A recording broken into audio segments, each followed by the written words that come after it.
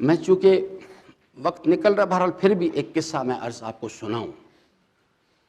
یہ ابھی 1990 کی بات ہے، جب عراق میں صدام کے خلاف بغاوت ہوئی، تو اس بغاوت میں یعنی صدام نے اس خاص طور پہ بغاوت ہوئی تھی جنوبی عراق میں، جہاں نجف اور کربلا ہے۔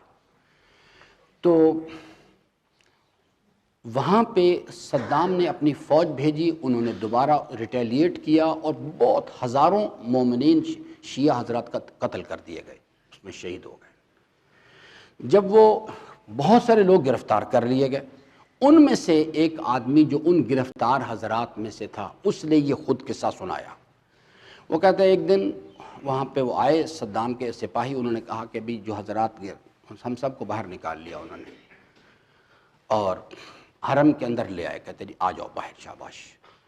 پھر اس نے اسی تھوڑی دیر میں صدام کا داماد، اس کا نام تھا طٰہٰ حسین، وہ آ گیا اور اس نے تمام جو قیدی حضرات تھے جن کو گرفتار کیا گیا تھا اس واسطے کہ انہوں نے اس میں موومنٹ میں حصہ لیا تھا، اس نے کہا تم میں سے کون فرد ہے، آپ صدام حسین کا ساتھ دینا چاہتے ہیں یا امام حسین کے ساتھ ہیں؟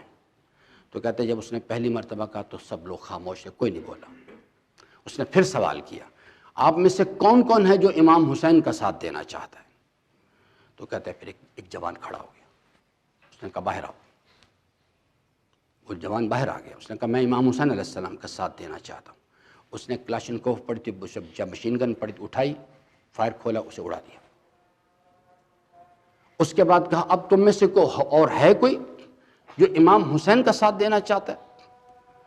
تو کہتے پھر ایک جوان کھڑا ہو گیا، اس نے کہا ہاں میں امام حسین علیہ السلام کا ساتھی ہوں، میں ان کا ساتھ دوں گا۔ وہ کہتا ہے اس نے کہا باہر آؤ۔ باہر آیا، اس نے پھر اپنی گن اٹھائی، اس کو بھی اڑا دیا۔ یہ شخص جو یہ سارا منظر دیکھ رہا تھا، وہ کہتا ہے میں نے رات کو عالم خواب میں حضرت کو دیکھا، حضرت تشریف لائے اور اپنے حضرت کے ساتھ کچھ لوگ تھے، ان کو مخاطب کر کے کہنے لگے کہ یہ جو پہلا جوان تھا اس کو اٹھاؤ اور لا کے جہاں میرے جوار میں جو شہدائے کربلا جسے گنج شہیداں کہا جاتا ہے اس جگہ پر اس کو دفن کیا جائے، اور یہ دوسرا جوان جو ہے اس کو لا کے میری زری میں میرے ساتھ دفن کرو۔ وہ کہتا ہے میں اسی حالت میں حضرت کی خدمت میں گیا اور میں کہا فرزند رسول دونوں جوانوں نے آپ کی محبت میں قربانی دی ہے، آخر فرق کیوں آپ نے کیا؟ فرمایا کہ جو پہلا جوان ہے وہ بھی بڑا قابل قدر ہے، لیکن اسے اپنے انجام کا پتہ نہیں تھا، وہ بغیر صورتحال کو دیکھے ہوئے آیا تھا، اس نے میرا ساتھ دیا، ہم اس کو اجر دیں گے اس چیز کا۔ لیکن دوسرا جوان جو ہے وہ تو انجام دیکھ کے آیا تھا، اس کو پتہ تھا کہ مجھے قتل کر دیا جائے گا، اس لیے اس کا اجر اس کے برابر نہیں، اس کو میں اپنے ساتھ رکھوں گا۔ یاد رکھیے گا میرے عزیزان، ہم بڑی چھوٹی چھوٹی باتوں پہ بک جاتے ہیں، ہمیں نہیں پتہ کربلا کیا چیز ہے۔ کربلا داستان عشق ہے۔ میری آخری جملے، اسے صرف عاشق سمجھا کرتے ہیں اور عاشق ہی اس راستے پہ چلا کرتے ہیں، باقی میرے جیسے لوگ یا مجلسیں پڑھتے ہیں یا مجلسیں سنتے ہیں اور کیلکولیٹر پہ حساب کرتے رہتے ہیں کہ اس کا کتنا ثواب ہو گیا، اس کا کتنا ثواب ہو گیا۔